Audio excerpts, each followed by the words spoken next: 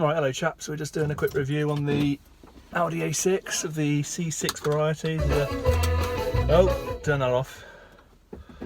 It's a 2006 Avant, and it's my new motor. It's not new, it's 2006, but it's new to me. There's a few things I'm still sort of getting used to on it. I had never actually driven an A6, I'm ashamed to say, until I test drove this one and got it. But I've kind of half fancied one for a little while. I tend to prefer BMW to Audi in general. I think they drive better. I think the rear wheel drive and the steering are better on Beamers. This one's only a front wheel drive as well. It's not a Quattro, but that doesn't bother me too much. I think had it been a Quattro, I still would have bought it, but this car appealed to me. It was just up the road. It's a one owner. It's got a really old man interior. It's beige and it's got this wood trim, like light coloured wood trim, that my wife absolutely hates, but I actually really like. It's just a bit different. And I think that a lot of Audis, particularly the older sort of ones, can be a bit drab inside and a bit boring, all the grey and black. And I know younger types, you know, even chaps my own age probably prefer to have that because it's a bit safer, it's a bit cooler supposedly, but I'm a little bit eccentric in my car taste. I prefer things to be a little bit more interesting, a bit more characterful. So it appealed to me, and I think the fact that it's a bit of an old man interior kind of suggests even more that it was probably a bit of a boring old man who bought it. I can't imagine a young man who wants to fly around and thrash his car buying a car with this kind of interior. So I think that kind of appeals to me. I know when it comes to selling it on, it might be a bit of an issue. I can imagine when I come to sell it privately, I'll get a few people kind of saying, oh, don't like the interior too much, maybe. But then you might come across someone like me who likes it. But I don't really care. I don't tend to worry too much about those sort of things when it comes to getting a car. I see something, I like it, it's convenient. I'll probably run it into the ground anyway, to be honest. It's got 130,000 on the clock, it's one owner. Cam belt's just been done on it. It's a 2.7 TDI Avant. It's got an electric boot, which is quite nice. Again, I don't particularly care about that, but it came with it, so I just thought, cool, that's nice. It's just a nice little bonus. It's fairly basic. It hasn't got heated seats. I normally quite like heated seats, but I'm not too bothered. What else? It's got the 16-speaker Bose surround system, which I, again, couldn't really care less about, but it is actually quite nice. I've been listening to some of the CDs on full whack, and it's alright. It's pretty good. My old 5 Series had a very standard system in it, but that was very good as well, to be fair. So it's not a great deal better than that. People go on about Bose being amazing and stuff, but it certainly isn't a good enough reason to buy the car, to be honest. You know, if you're bothered about that sort of thing, then you'd upgrade the speakers anyway quite easily. So, but yeah, this A6, it's alright. It's a big heavy car, obviously. I prefer, when I'm getting a second-hand car, I like to get big, comfortable, luxurious sort of cars. I just think they represent better value.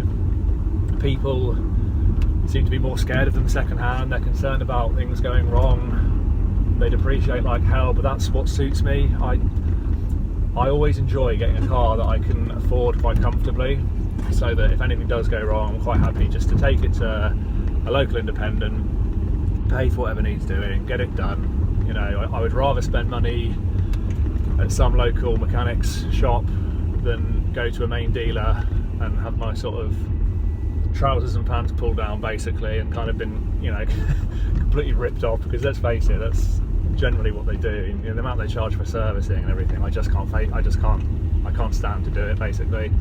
I've had nearly new cars before, years and years ago, and it's just like, I just don't enjoy it. I don't enjoy the whole process. I'd rather just get something that I consider to be a bit of a bargain, and I'll tell you in a little while how much I paid for it. Something that's a bit of a bargain, something that I enjoy, that I can see that when it was new was absolutely lovely. I don't know how much this one would have been worth new, probably close to 40 grand I should imagine. But yeah, it just fit. If I get something that feels like a bargain, even if it's not a huge bargain, I'm happy basically. And I'm just going along these country roads here at the minute. I'm in Cornwall and the roads aren't particularly great on this particular section, and I suppose it's the trouble with high mileage cars, isn't it? The ride is never as good as I'd like it to be particularly, but then these A6s, the C6, they're not known to have a particularly great ride really. This one has got puny little 16-inch alloys on it and Michelin Primacies, I think. So potentially the best combination you're going to have of decent ride quality, because you haven't got the low profile tyres, and they're fairly comfortable tyres, the Michelin's. So it's about as good as you're going to get. Thanks, mate. Side test there giving away. It's about as good as you're going to get in terms of ride for an old A6, and yeah, it's all right. It's comfortable, but you do notice the potholes. You know they're there. That's the one thing that I would like one day, is to get a car that just completely irons stuff out, because when I was younger all I cared about was handling and going around roundabouts on two wheels and 205 GTIs and things like that. I loved all that. I loved flying around and thrashing around and being the idiot, but nowadays I've got kids and I just like to drive comfortably. I like something that's got a bit of acceleration. This isn't bad, low down, the torque is kind of, it will sit you back a little bit, but to the people who sort of go on about turbo diesels and saying they're amazing, they're just not my bag. I do prefer a petrol engine by a long way, really. I know you can get them remapped and they do perform well, and there is something nice and satisfying about the torque that you get. So second and third, it does between 2,000 and 3,000. It does push you back a little bit in your seat, I suppose. But it's it's nothing amazing. I haven't taken it to its sort of limit yet. I haven't done any kind of big motorway drives late at night or anything like that in it. But it's got enough power. It's averaging 40.3 to the gallon as well, which is really nice. I've had it for a couple of weeks now. It's still averaging that. But I drive reasonably sensibly, I suppose, most of the time. Although I do enjoy the acceleration from time to time. But it's fairly standard. Like I say, it's anyone who knows about the A6. It's the standard interior. You've got the same old display. I've got the problem with the centre screen. It doesn't come on until quite a while, but there's no pixels or anything wrong with it. It comes on. It seems to come on when the car's warm, and then if you stop and start it will still be on again. So apparently that's a really common problem. I've read lots of threads about that, and I couldn't care less really, as long as the car goes through the MOT. Guys who sold it to me told me there was no advisories on the car, which was good. I took it to my trusted mechanic locally, because I don't really trust anyone when I buy a car, so I took it to the mechanic and said to them, have a look at it for me and just give it a clean bill of health, or tell me if you tell me it's a load of rubbish, I'll be taking it back to them, basically. But they looked underneath and they said it was absolutely fine, there's nothing wrong with it at all. They said it'll fly through the MOT, so that's fine. It's not a perfect car. It's a manual, this one. I tend to prefer autos in big cars like this. I don't think, you get a lot of people being macho about changing gear and stuff, but I've been driving, I don't know, 20 odd years now, and I can change gear quite comfortably. I'm not particularly insecure about that, really, so I don't really feel that there's anything to prove in that. I just kind of like what I like. If it's a sports car, if it's a lightweight sports car, I quite like a manual. But when it comes to a big lazy thing that I can just sort of sit back in like this, an auto I think is perfect, particularly if it's a good auto box. But I was quite happy with the manual, because to me that just kind of says, okay, if I need to change the clutch at some point, that's not going to cost a fortune. But I know that the auto boxes do tend to go wrong, and when they go wrong they're bloody expensive. So swings and roundabouts, really. I would prefer the drive of an automatic, but the kind of peace of mind, I suppose, of having a manual is kind of that little bit better in some ways. So yeah, I'm pretty happy with that. It's a nice place to sit, actually. I'm just cruising along in fourth now at sort of 1,500 RPM up a hill, 40 mile an hour, and it's still got a little, the torque is nice. That's the thing with diesels. That's why people like them, I suppose. You don't have to work very hard in a diesel car, people like them, I suppose, because there's always that little bit of shove there. But my issue is that the shove that you get is great, but it doesn't last very long, and it's kind of like there's not really any satisfaction to be had from revving a diesel particularly hard. I know things like the BMWs, the 35Ds and stuff, they're fairly good engines and they do rev right around, but even still it doesn't compare to the equivalent petrol at all. It just doesn't. Like I say, my last car, my 545, that was a V8 4.4 litre, and it was just absolutely lovely. The subtle kind of burble from it, and then the way it screamed round to the red line, and it just felt like there was always power there, no matter what you did with it. But this is so much more economical, and it's really refined as well. It's really quiet in here, even at sort of 80-90 mile an hour. It's really quite refined. People go on about Audis being put together so well and stuff as well, and they do feel, they have that sense of kind of being a bit like tank-like and solid. But I have to say, my Beamer was a 2004, this is 2006, and actually the Beamer felt better quality inside in a way. There's less kind of wear in this car, I would say. I bought my Beamer with 110,000 on, I think, and there was a couple of sort of things that had kind of worn, but this, I guess this is kind of, this feels like new inside, but the switches on the electric, you know, the electric window switches are a little bit worn. The electric handbrake button is a bit worn. It doesn't matter, but I do sort of think, yeah, it's a little bit of lack of quality there, perhaps. And also the way the switchgear kind of feels isn't as nice as the Beamer either. When you, it might sound very petty, but just using the signal and the cruise control stalk in the Beamer, they just felt absolutely lovely. They were spot on. In this, they feel a little bit more comparable to my Ford, which isn't a good thing particularly.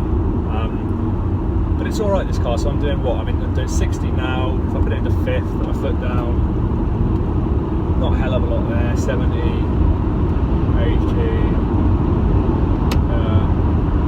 It's all right. I won't do any more because I don't want to be breaking the law. But it's very refined, at decent speed. That was 80 kilometers, by the way, of course. Yeah, but it's fine. It's a good car. The stereo's alright. Let's see if we can get a bit of an idea. A bit of Irish music, perhaps. Yeah,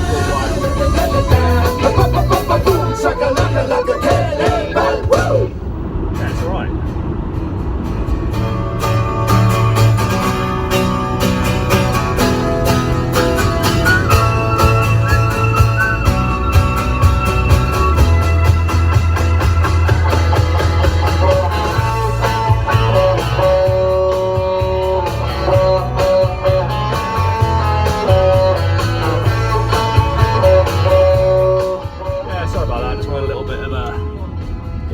That's good. It's a nice stereo actually. The more I use it, the more I sort of realise I'm glad it's got. I wouldn't have cared if we didn't have the Bose stuff, but I'm glad it has. It's a little bonus really. So yeah, I paid $2,400 for this. Lots of you will say, bloody hell, you got ripped off. But you know what? I normally travel 200 to 300 miles to go and get a car. I obsess over Auto Trader. I do my wife's head in every night, staring at my phone on Auto Trader. I look at what I can get, I try and kid myself I'm finding the best possible thing for the money, and then I travel bloody miles to go and get it, and by the time I got there I travelled so far that even if there's something I'm not particularly keen on about the car, I tend to get it anyway. So with this one, it was just up the road, my wife found it, and I thought, A6, I actually fancied the Skoda Superb.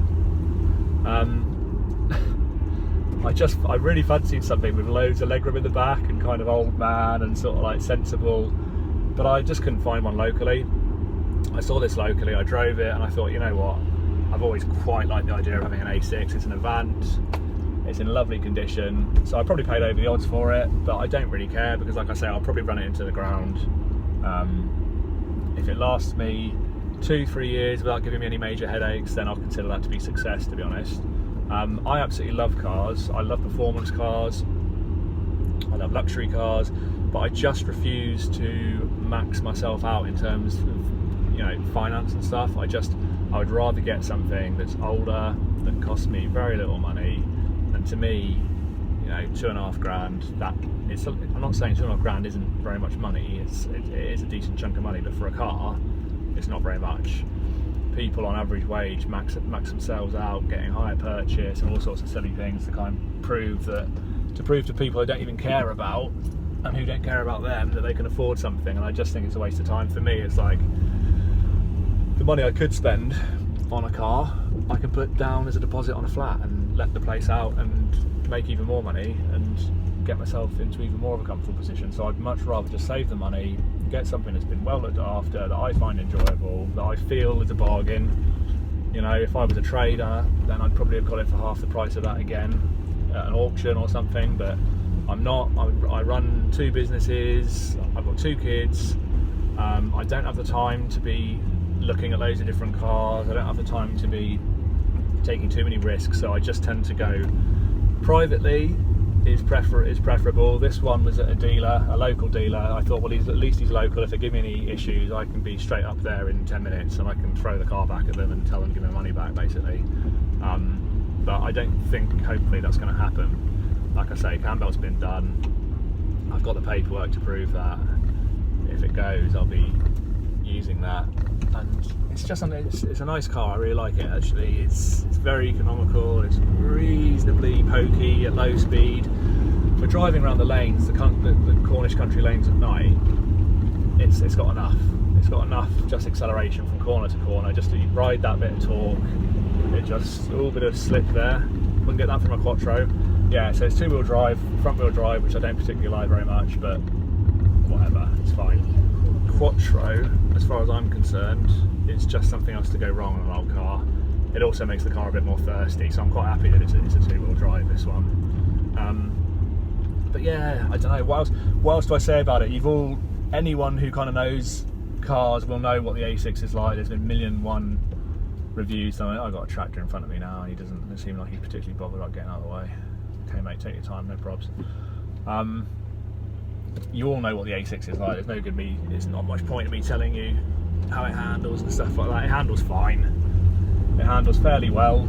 Not as well as the 5 Series, but not so massively different that it particularly matters to me. Like I say, I don't drive roundabouts on two wheels anymore. I don't particularly care about getting the back end out anymore. I can if I want to. What the hell was that? No, it's him, not me. But it's fine, it's good. Yeah, it's alright. It doesn't feel like a Blamond or anything like that. The ride could be better. I would like something that really, really rides well at some point. That's why I might consider something like a Range Rover or something down the line. But I certainly won't be getting anything new because they cost a fortune, and I just think it's a waste of money. And I know that if I did spend that sort of money on that sort of car, I'd be excited for about a week about it, and then I'd start getting the kind of like feeling, what an idiot, what the hell did I do that for? So, but yeah, thanks for listening. It's been enjoyable for me. I just like driving around here. The lanes are lovely, the Cornish scenery is stunning. This car is very relaxing. If you want a second-hand car and you don't want to waste loads of money and you don't care about showing off, you might say, well, it's an Audi badge. Yeah, but I didn't buy it because it's got an Audi badge. I bought it because it's solid, it's been well looked after, it's economical, and I'm sorry, I think 40 to the gallon as an average is economical. There's plenty of people who say that isn't, but bloody well it is. I can get nearly 600 miles to a tank. I rode my Bieber for 4 years on 20 to the gallon, and it didn't particularly bother me, so 40 to the gallon is fantastic as far as I'm concerned. And it's quiet, there's loads of space in the back, the boot's lovely. What more do you want? It's a good car, I like it. I'm not a massive Audi fan in general. I think they're overly popular. I think people who, I'm not saying all people, but a lot of people who don't really know much about cars, who just want to sort of look cool, if cool's the right word, often buy Audis. They think it's just that sort of badge, I think. Someone like me who's a bit more discerning and actually cares more about what the car is like to drive, couldn't care less about that. I find VWs and Audis generally a bit boring, a bit bland. But like I say, I spent £2,500 and I just wanted something that was just gonna do the job, and it does do the job. I'm more than happy with it. So yeah, thanks for listening. I will do another review at some point. I hope that's been interesting. If it has, please feel free to give me a like and a subscribe. But if you don't, I'm going to carry on doing these things anyway because I quite enjoy it. It's good fun. I enjoy doing reviews. I do lots of book reviews as well if you're interested in that, and I'm very keen on personal development, so cheers.